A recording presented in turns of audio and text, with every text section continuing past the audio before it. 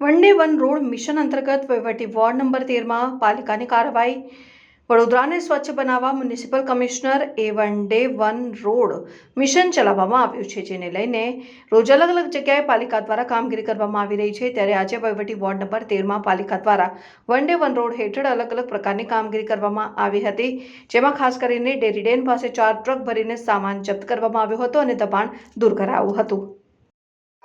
ઉત્તર ઝોન વહીવટી ward number 13માં સમાવિષ્ટ વિસ્તાર જે કાલાઘોડાથી સ્ટેશન સુધીનો છે તે વન ડે વન રોડમાં કામગીરી વહેલી સવારથી હાથ ધરવામાં આવેલી હતી।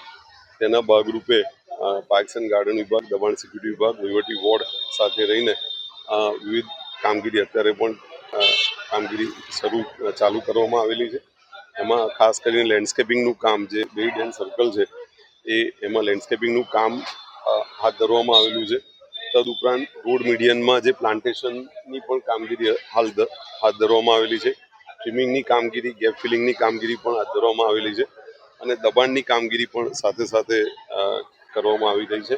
લગભગ અત્યાર સુધી સવારથી અલગ અલગ ઝોનમાં થઈને 4 ટ્રક જેટલો સામાન પણ જમા કરવામાં આવ્યો છે અને સવિશેષ જે આના કારણે જે દબાણના કારણે પણ જે ગંદકી ઊભી થાય છે ને તો એનું પણ ખાસ ફોકસ કરીને કામગીરી કરવામાં આવે છે।